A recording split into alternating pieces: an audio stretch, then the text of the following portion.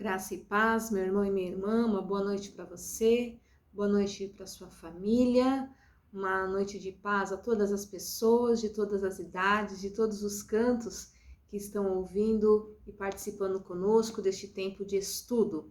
Estudamos o livro de Atos dos Apóstolos, onde trazemos à nossa memória a ação do Espírito Santo no nascedouro da igreja por meio da vida dos apóstolos. E é sempre muito bom saber que o mesmo Espírito Santo, que está presente desde o início do mundo, isso foi derramado sobre a vida da igreja, no momento de reunião, de oração, de busca e como cumprimento da promessa de Jesus, é o mesmo Espírito Santo que hoje é derramado sobre a vida da igreja, a igreja de Cristo, que somos eu e você, e nós então podemos caminhar na força do Espírito Santo, como nós cantamos, porque o Espírito Santo é, sim, ainda hoje, a nossa força, né? É o Espírito Santo que é a nossa dinamis, é a força dinâmica no movimento da igreja, anunciando o Evangelho, pregando salvação em todo o tempo, em todos os lugares, diante de qualquer situação.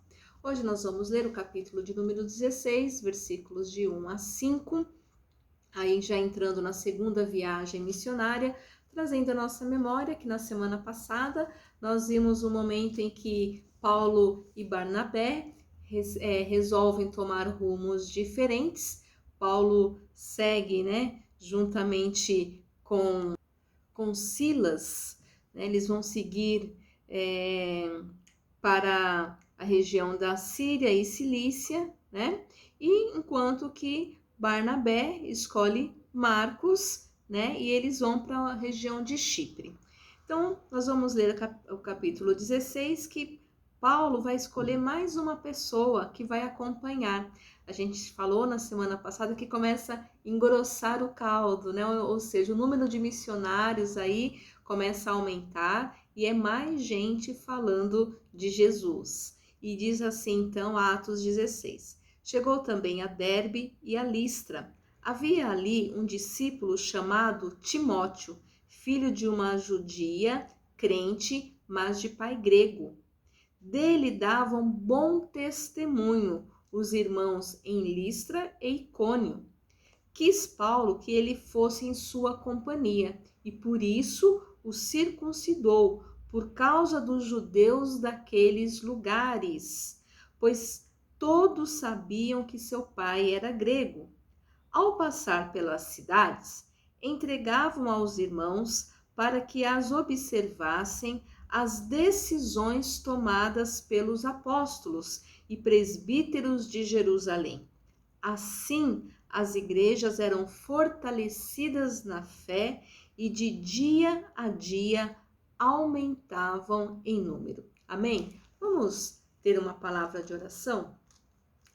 Pai de amor, com temor e tremor, estamos diante da Tua santa palavra, corações gratos, ó Deus, porque o Senhor se revela a nós por meio desta palavra poderosa, viva e eficaz. Queremos clamar ao Teu Espírito Santo que possa ministrar a cada mente, a cada coração, nos alimenta, nos fortalece, nos ensina, nos exorta, nos encoraja, nos dê a graça de sermos não apenas ouvintes, mas de sermos praticantes desta palavra.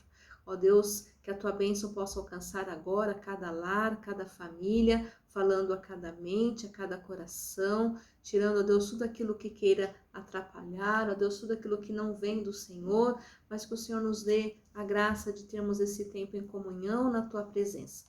Fala conosco, ó Deus, usa as nossas vidas, eu clamo sobre mim a Tua misericórdia e oro coração grato no nome poderoso de Jesus. Amém. Amém. Meu irmão e minha irmã, o texto começa dizendo para nós que eles estavam ali numa cidade, chamada na cidade de Listra, chegaram a Derbe e a Listra, e ali havia um discípulo, havia uma pessoa chamada Timóteo. Esse Timóteo, já vou antecipar, que é o mesmo Timóteo das cartas que Paulo escreve, 1ª e 2ª Timóteo. E aí, ali naquelas cartas, a gente tem um pouquinho mais da história deste jovem discípulo que é convidado, né, ou é chamado por Paulo para acompanhá-lo em sua viagem missionária, né?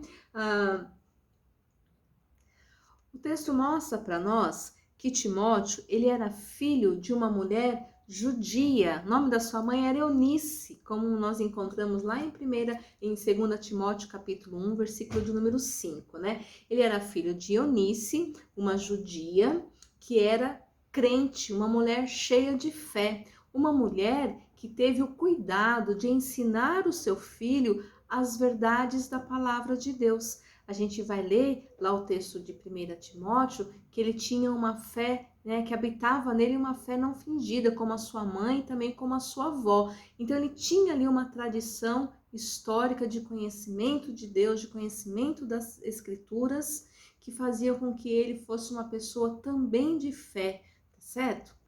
O texto diz para nós, lá em 2 Timóteo, que ele foi criado nas Escrituras desde criança. Então ele era uma pessoa que tinha o temor de Deus no seu coração, porque ele havia aprendido de Deus desde que ele era pequenino. Então a fé estava ali, né, tinha sido imprimida em seu coração. Então Timóteo, ele era essa pessoa que tinha uma mãe muito crente. O texto diz também que o seu pai era grego. Então nós vemos que aqui aconteceu um casamento misto. Não era muito comum, né? Não era muito favorável a esse tipo de casamento, mas às vezes acontecia, né? Nas regiões talvez mais distantes, né, dos grandes centros, isso poderia acontecer. Então a mãe de Timóteo era uma judia crente, né, consagrada, que servia a Deus, que procurava viver, né, os preceitos da palavra, que tinha ensinado a palavra, as escrituras ao seu filho, assim como ela aprendeu da sua própria mãe. Mas diz o texto que o seu pai era grego. Aqui não fala se ele tinha uma profissão de fé específica, se ele adorava algum deus grego, não fala. O interessante é que mesmo, né, ela tendo tido esse casamento misto, ela permaneceu fiel a Deus. Ela manteve a sua fé e ela ensinou essa fé e essas escrituras ao seu filho. Isso é muito interessante, a gente já aprende aqui uma coisa muito importante, né? Que mesmo ela tendo se casado com alguém que não tinha a mesma fé que ela manteve-se fiel aos ensinamentos da palavra que ela havia aprendido da sua mãe e havia aprendido já no seu contexto cultural, histórico, educacional, familiar. Por isso a importância do ensino da palavra de Deus dentro da casa, no ambiente familiar, no ambiente cristão. Porque hoje os nossos filhos, eles passam bastante tempo na escola, bastante tempo no ambiente de trabalho, né, fora de casa, com outras pessoas fazendo parte do seu ensino, da sua educação.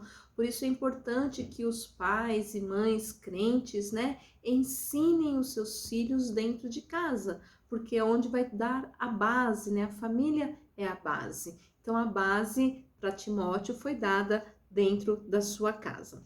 E o texto diz que a sua mãe foi bem-sucedida, tá certo? Porque no versículo 2 diz assim para nós: dele davam bom testemunho os irmãos em Listra e Icônio. Então as pessoas que conheciam Timóteo sabiam que ele tinha um pai grego, mas também sabiam que ele era alguém que dava bom testemunho. Então ninguém precisava dizer, olha, ele é cristão, né? Ele conhece, né, as escrituras, porque a sua vida dizia isso. O seu testemunho falava mais alto. E as pessoas conheciam e sabiam quem era Timóteo, uma pessoa que dava bom testemunho. Mas aí a gente tem uma situação aqui no versículo de número 3 que a gente precisa observar. Primeiro, é interessante a gente perceber que Paulo, ele quis que Timóteo acompanhasse. E aqui a gente vê que Paulo está dando um valor, uma importância, reconhecendo aqui a necessidade de ter alguém jovem o acompanhando. E a gente sabe que Timóteo é bem jovem, porque mesmo depois de muito tempo de caminhada, quando ele escreve a carta para Timóteo, né, ele ainda vai dizer que Timóteo é jovem. Timóteo era considerado um jovem pastor.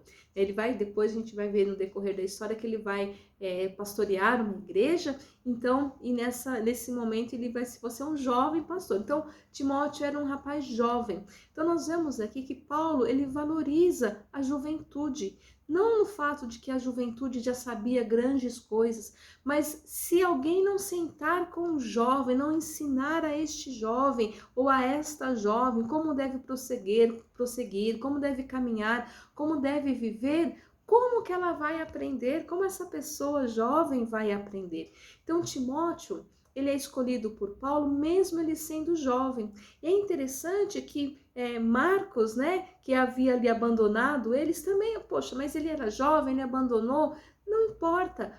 Paulo continua acreditando na importância de ensinar o jovem, de ensinar a jovem, mesmo que talvez nesse momento ele não esteja ainda preparado, mas é um momento importante para a gente entender a questão do discipulado.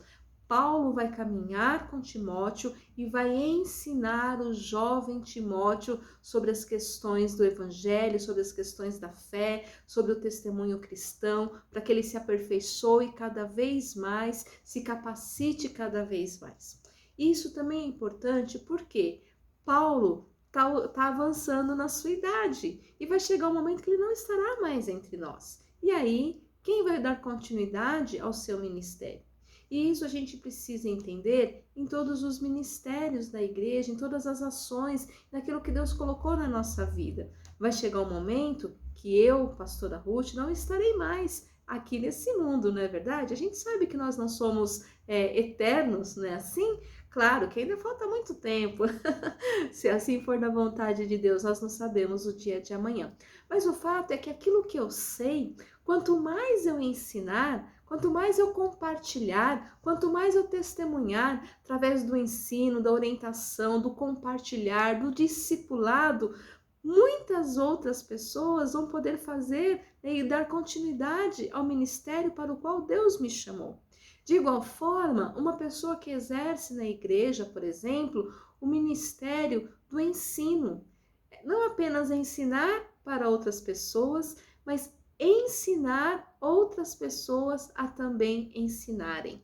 É interessante que a gente traz a nossa memória, e eu trago sempre a minha memória, as minhas professoras de escola dominical de quando eu era criança. Eu me lembro de cada uma delas, eu me lembro como eram importantes as ações que elas tinham na minha vida. E eu trago em mim marcas dessas professoras. Às vezes, olha que interessante, né? Até a forma de eu escrever, a minha escrita, né? Porque eu me lembro de eu copiar o tipo de letra de uma professora que eu tinha, ela já é falecida, por quem eu tinha, assim, grande admiração, respeito, amor. E ela tinha uma letra muito bonita. Então, quando eu ficava olhando ela escrever, e ela escrevia com uma letra tão linda, e eu queria escrever igual a ela. Então, eu desenhava, eu achava assim o jeito, a postura que ela tinha. Então, a gente foi aprendendo, né? A gente aprende com as pessoas. Então, quando a gente tem um ministério na igreja, seja o ministério do louvor, seja o ministério de trabalho com crianças, seja o ministério do ensino, seja o ministério da administração, seja o ministério da tesouraria, seja o ministério de famílias, seja o ministério, né? Quantos ministérios nós temos na nossa igreja? O ministério da comunicação. Às vezes a pessoa é tão boa naquilo que ela faz, mas ela não ensina ninguém. Aí quando ela sai, o trabalho morre. Então, a importância de nós ensinarmos outras pessoas, ensine os mais novos, ensine os mais velhos também, né? Eu tenho aprendido tanta coisa nessa época de pandemia em relação às novas tecnologias. Então, ensine aquilo que você sabe, que dessa forma você está compartilhando, está ampliando o seu conhecimento e muitas outras pessoas serão abençoadas por meio deste ensino. Então, Paulo resolveu aí ensinar, né? Ele resolveu ensinar Timóteo caminhando com ele, discipulando, né, mostrando aquilo que ele deveria fazer. Então, Paulo quis a sua companhia, não importa que ele fosse uma pessoa jovem, às vezes a gente não tem muita paciência para ensinar o mais jovem, tem gente que não tem paciência para ensinar o jovem. Apesar que hoje eu tenho visto que é o jovem que não tem tido paciência para ensinar as pessoas mais velhas, né? Então, nós temos aí avós, tios, tias que querem usar as tecnologias, mas não tem quem ensine, né? Então, já fico alerta aqui, você jovem, juvenil, ensine seu pai, sua mãe, seu tio, sua tia, seu avô, sua avó a mexer no celular com paciência, né? Para que a gente possa aí aumentar o número de pessoas que conhecem essa tecnologia e fazem uso dessa tecnologia. Mas às vezes a gente não tem paciência também de ensinar o mais jovem, né? E aí, Paulo aqui, ele mostrou que ele queria ensinar um jovem sobre a fé, sobre o evangelho, sobre a obra da evangelização. E ele escolhe Timóteo para caminhar com ele. Mas tinha um detalhe aqui muito interessante, que embora Timóteo ele tinha aí o conhecimento da fé pelo viés do judaísmo, sua mãe era judia, ele tinha um pai grego. E por ele ter um pai grego, ele não foi circuncidado. E aí o texto mostra para nós que Paulo vai circuncidar, por isso o circuncidou, por causa dos judeus daqueles lugares. Então vamos lá. Nós aprendemos nas aulas anteriores que a grande situação que estava causando ali discussão entre os cristãos convertidos, os judeus convertidos ao cristianismo, era justamente a questão da circuncisão por causa dos gentios. Então, os gentios estavam se convertendo ao cristianismo e agora, então, os judeus cristãos achavam que os gentios também tinham que circuncidar. Aí foi feito o concílio, foi feita lá toda uma discussão e chegou-se à conclusão de que eles não precisavam mais se circuncidar. E para os judeus, a circuncisão fazia parte da salvação. Então se não foi circuncidado, não tem salvação. Só que agora nós estamos vivendo um novo tempo, o tempo da salvação pela graça, como Efésios 2 vai nos dizer. Somos salvos pela graça e também o texto aqui de Atos nos diz que nós somos salvos pela graça. Então não é mais a circuncisão que salva. Diante dessa situação, nós temos aqui uma situação estranha, porque se Paulo participou do concílio, onde disse que não era necessário fazer a circuncisão, ele voltou para a cidade lá de Antioquia para levar a carta com essa orientação. Ele está caminhando aqui, se a gente ler aí nos versículos de número 4, né? Eles estão caminhando nas cidades, levando a carta, né? Entregando aos irmãos as decisões que foram tomadas, ou seja, aquela decisão que foi tomada, Paulo agora está mostrando para os demais irmãos que eles tomaram uma decisão em relação à circuncisão. Não são mais obrigados, não é necessário que se faça a circuncisão. Se Paulo sabe disso, se Paulo participou do concílio, se Paulo agora está levando uma carta com a decisão tomada para dizer a todas as igrejas que não há necessidade da circuncisão, por que Paulo está circuncidando Timóteo? A gente poderia pensar assim, Paulo está sendo contraditório, há uma contradição no ensino da palavra, mas não há uma contradição, mas há aqui, e eu gosto de ver assim, uma expressão de amor. É quando você pensa de um jeito e você entende que o seu jeito não é o errado, mas você age de forma um pouco diferente, sem ferir os seus preceitos, para que o amor de Deus prevaleça e esse amor alcance outras pessoas. Se não, vamos ver o texto que está lá na carta de Paulo mesmo, aos Coríntios, capítulo de número 9. Nos diz assim, 1 aos Coríntios, capítulo 9, versículo de número 19. Porque sendo livre de todos, fiz-me escravo de todos, a fim de ganhar o maior número possível. Procedi para com os judeus como judeu, a fim de ganhar os judeus. Para os que vivem sob o regime da lei, como se eu mesmo assim vivesse, para ganhar os que vivem debaixo da lei, embora não esteja eu debaixo da lei. Aos sem lei, como se eu mesmo fosse, não estando sem lei para com Deus, mas debaixo da lei de Cristo, para ganhar os que vivem fora do regime da lei.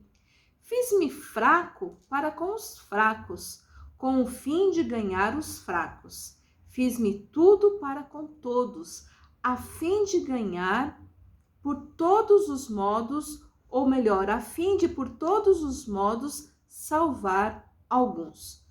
Tudo faço por causa do Evangelho, com o fim de me tornar cooperador com ele.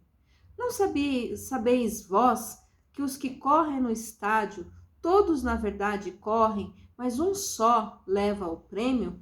Correi de tal maneira que o alcanceis. Amém?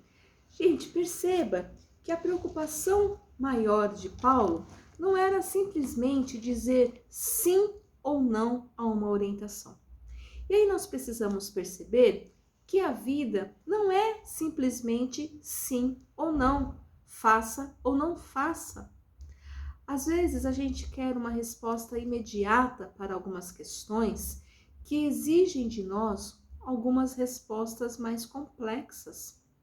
Às vezes o sim ou o não talvez não seja a melhor resposta. E aí, Paulo, ele poderia dizer assim, não precisa circuncidar e ponto final e sair batendo nessa tecla. Mas se ele assim o fizesse, quantas pessoas deixariam de ouvir as verdades do reino de Deus e desse modo perderiam a oportunidade da salvação? Portanto, quando a gente lê esse texto, nós precisamos entender o cuidado que Paulo estava tendo ao circuncidar Timóteo, de abrir não apenas ouvidos, não apenas portas, mas abrir corações para que o evangelho pudesse chegar e assim salvar o maior número de pessoas, né? Timóteo tinha de ser circuncidado, mesmo ele tendo crescido, né, como judeu, ele não tinha recebido a circuncidão, porque o seu pai era gentil, seu pai era grego, né? Mas segundo a lei grega, o pai era quem dava ali a ordem na casa, era o senhor da casa. Então, mesmo ele tendo recebido a educação judaica, no quesito, né, da circuncisão, era a determinação do pai, que no caso não teve, porque o seu pai era grego. A verdade é que o fato de Timóteo ser judeu, mas não ter sido circuncidado, não atrapalhou ele ser chamado para fazer parte do ministério juntamente com Paulo. E nós vemos então Deus usando a vida deste jovem, Deus transformando naquela situação em bênção. Então ele já tinha todo o conhecimento da palavra, tinha todo o conhecimento das escrituras que aprendeu com a sua mãe e com a sua avó, mas agora ele ia viver na prática juntamente com Paulo. Então, se ele não fosse circuncidado, talvez fosse ali um fator que fosse atrapalhar muito o trabalho deles. Então, se vai ser muito maior, né, a nossa pescaria, por que a gente não fazer assim? Se nós vamos alcançar um número muito maior de pessoas, por que não abrir mão de algumas questões que não vão atrapalhar a nossa caminhada? Não é obrigado, mas se quiser, pode fazer. E então, Paulo segue juntamente com Timóteo, e aí eles vão passar por vários lugares, né, entregando ali a decisão do concílio, entregando a carta com a decisão do concílio, e muitas pessoas então vão se converter a Jesus por meio desse trabalho, né? Então Paulo ele quer dar uma chance e disciplinar, né, aquele povo, ou melhor, discipular, né, Timóteo, e assim mostrar o evangelho, mostrar o amor de Jesus a tantas outras pessoas. E Timóteo era um jovem que tinha um bom testemunho, né, o nome dele aparece junto com Paulo em outros momentos aí das cartas que nós vamos ler.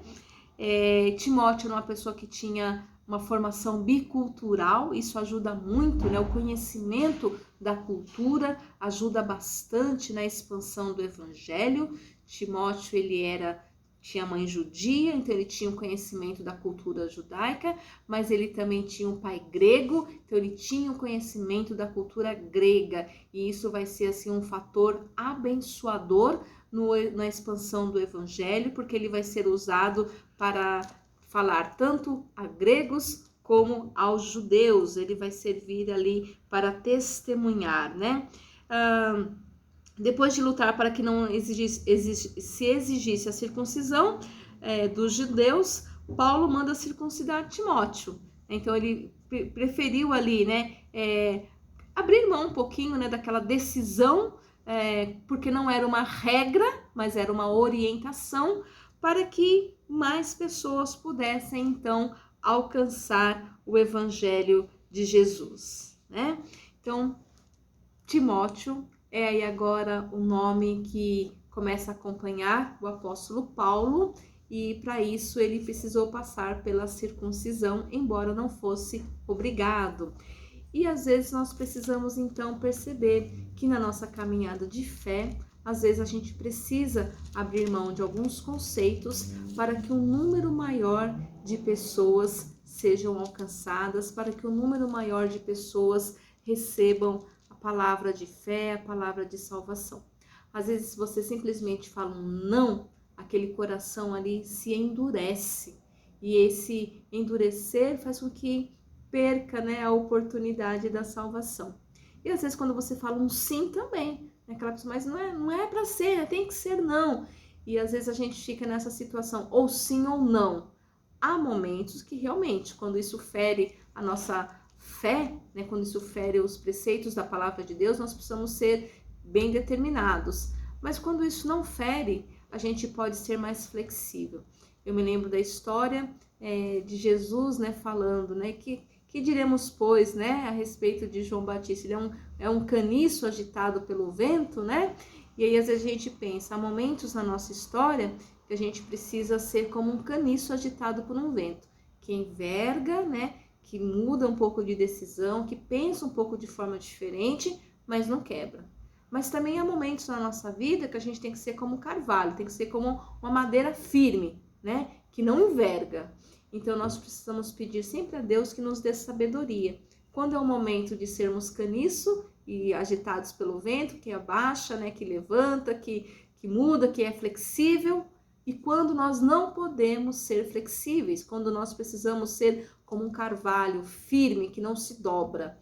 Então essa é a grande questão, né? Que Deus nos ajude a sermos homens e mulheres, anunciadores e anunciadoras do Evangelho, que sempre age com sabedoria, que sempre age com discernimento, visando o bem maior, visando um número maior de pessoas se convertendo, visando um número maior de pessoas conhecendo a Cristo e tendo também vontade de fazer parte desta grande família. O texto termina dizendo para nós assim que agindo assim, olha só, assim as igrejas eram fortalecidas na fé e de dia a dia aumentavam em número. Então Paulo levou ali a orientação de que não era necessário que ele se circuncidasse, mas também levou o exemplo de Timóteo, que foi circuncidado segundo o preceito judeu, para que ele pudesse alcançar o maior número possível de judeus. Lembrando que Paulo se fez de fraco para com os fracos, se fez de louco para com os loucos, se fez debaixo da lei para aqueles que estavam debaixo da lei, se fez de sem lei para aqueles que estavam sem lei, mas ele se fez de tudo para com todos, a fim de ganhar o maior número possível de pessoas. Que nós possamos também assim viver, né, tendo o evangelho como regra básica para a nossa caminhada, mas também sendo flexíveis quando for necessário para alcançar o maior número de pessoas, para que dessa forma possa a igreja se fortalecer na fé a cada dia e também aumentar em número. Que Deus nos abençoe, que Deus nos ajude, que Deus nos dê da sua graça. Vamos orar? Pai, muito obrigado por este tempo de estudo, obrigada pela tua palavra, Senhor, que sempre nos ensina, nos orienta, nos fortalece. Obrigada pelo testemunho de vida do jovem Timóteo, Pai. Obrigada, Senhor, pelo testemunho da sua mãe, que pôde ensiná-lo nas escrituras desde criança. Ajuda-nos a ensinar as nossas crianças nas escrituras, no evangelho, Senhor, que elas possam crescer fortalecidas na fé em Cristo Jesus. Pai, abençoe também os jovens, ó Pai, as jovens que possam se fortalecer, que possam se permitir ser instrumento nas tuas mãos. Ajuda-nos, ó Pai, aos mais velhos, a termos paciência para ensiná-los e discipulá-los, ó Deus, para que tenham força, coragem e ousadia para ser instrumento nas tuas mãos. Abençoe cada família, abençoe, ó Deus, todas as faixas etárias, abençoe as pessoas que passam por problemas de enfermidade, vai trazendo cura sobre a vida do teu povo, abençoe as pessoas enlutadas, ó Deus, traga consolo a cada coração e continue caminhando com a tua igreja. Nos dê a graça de vivermos, ó Deus, com sabedoria para anunciar o teu evangelho, para anunciar palavras de fé, palavra de salvação, palavra de esperança. Muito obrigado por este tempo, continue caminhando conosco, dispensa sobre nós a tua bênção, é a nossa oração e a nossa gratidão, no nome poderoso de Jesus. Amém. Amém, que Deus abençoe a sua vida, meu irmão.